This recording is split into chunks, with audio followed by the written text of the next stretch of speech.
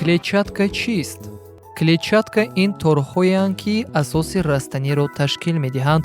азбаски клетчатка дар рӯҳи меъдаи рӯда аз аввал то охир ҳазм нашуда мегузаранд, муддати дароз чунин ҳисобида мешуд ки онҳо арзиш надоранд. истифода набурдани он арзиши калориявии хӯрок ва суръати ба хун ҷабидашавии моддаҳои ғизоиро зиёд намуд.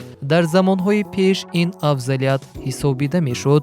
намудҳои зиёди клетчатка ба ду гурӯҳ ҷудо мешаванд: клетчаткаҳое ки дар об ҳал мешаванд, клетчаткаи ҳалшаванда, ва клетчаткаҳое ки ҳал намешаванд, клетчаткаи ҳалнашаванда. клетчатка дар организм кадом нақшро иҷро мекунад? Он дар бисёр равандҳои организм амал мекунад. клетчаткаи ҳалнашаванда қобилияти баланди ҷабидани обро дорад, 4-6 маротиба бештар аз ҳаҷми худ.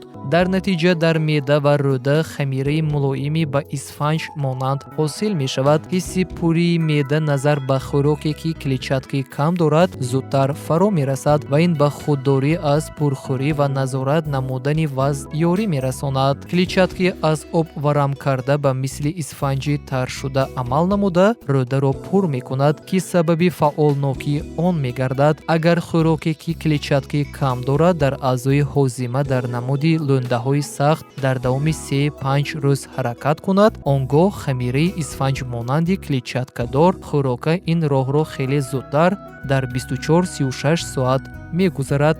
ин аксарияти қабзиятҳоро шифо мебахшад ва проблемаҳои бавосиру бемориҳои дивертикуляриро хеле кам мегардонад. азбаски хӯрок тавассути рӯда зудтар мегузарад, бинобар ин вай ба гандидан камтар моил аст. барои амали кансерогенҳо ва дигар моддаҳои зараррасони нолозим ки боиси варам кардани девораҳои рӯда мегарданд, вақти кам мемонад. клетчатка инчунин пардаи луоби рӯдаи ғафсро аз пасмондаҳои хавфноки хӯрок ҳимоя мекунад. чунин шуморида мешавад ки ин сабаби сатҳи пасти бемориҳои саратони рӯдаи ғафс дар одамонест ки миқдори зиёди клетчатка истеъмол мекунанд. таъсири хуби тозакунандае ки клетчатка на фақат ба рӯдаи ғафс балки ба тамоми аъзои ҳозима мерасонад ба ҳама маълум аст. клетчатка воридшавии оҳистаю баробари моддаҳои ғизоиро ба хун таъмин менамояд. ин барои мӯътадил намудани сатҳи қанд дар хун ва дар давоми рӯз нерӯи бештар доштан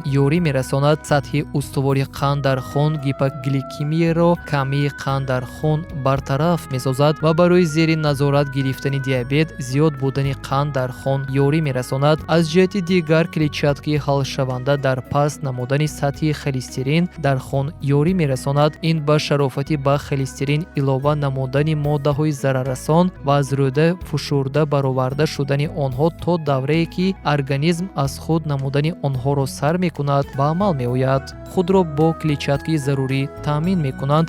барои нафароне ки хойда хӯрдани маҳсулотҳои тару тоза мушкил аст, шарбатафшуракҳо мавҷуданд ки клетчаткаро дар хӯрок нигоҳ медоранд.